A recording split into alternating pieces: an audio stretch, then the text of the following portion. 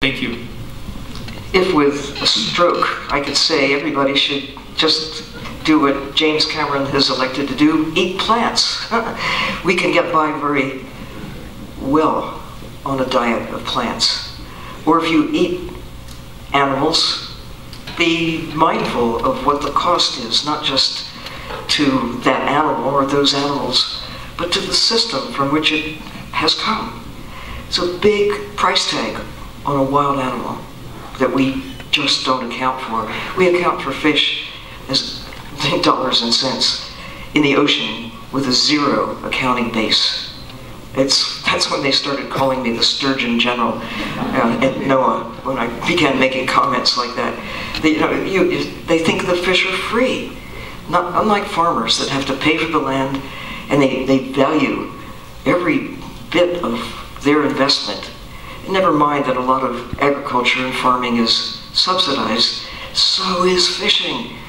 It's on the order of between $40 and $50 billion a year, and that's probably somewhat of an understatement when you think that the fisheries agencies, including the $1 billion that the United States puts into the National Marine Fisheries Service that is intended to support fisheries, the extraction of... It must be the fishing industry. You know, and I'm not anti-fisherman. I mean, I've grown up in an era where I used to eat fish, and I have a lot of friends who are fishermen. It's just that now we know. And once you've got the information in your head, you can't just take that information away. I can't eat fish anymore. I know too much. I just can't do it. I know the real cost of making a cow, and I've known a lot of nice cows. I'd rather not eat them, thank you very much, because I just value them as what they are. And it's just, if everyone could know what Cameron has discovered, what I've discovered, what is there to be discovered, you might be inclined to change your ways too. It's not only better for them and for the planet, it's better for you, it turns out.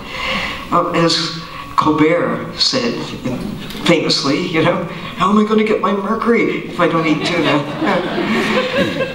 What all these creatures in the sea are putting into their systems are things you don't want in yours, and it starts back with us.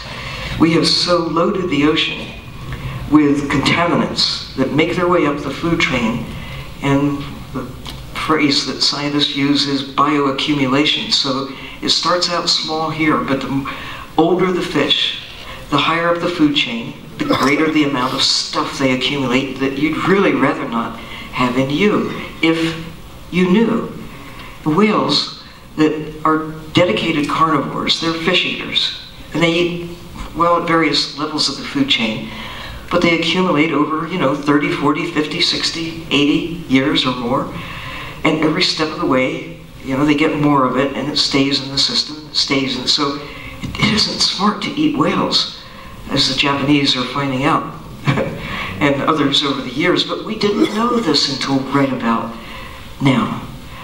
Right now, in this era, the last few decades, we've learned more than all preceding history put together. So let's act on that knowledge.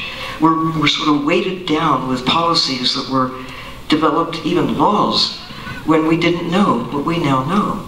So let's fix it. Let's be armed with the evidence and act on the evidence and make better choices individually as well as nations. No, I think that I agree with that.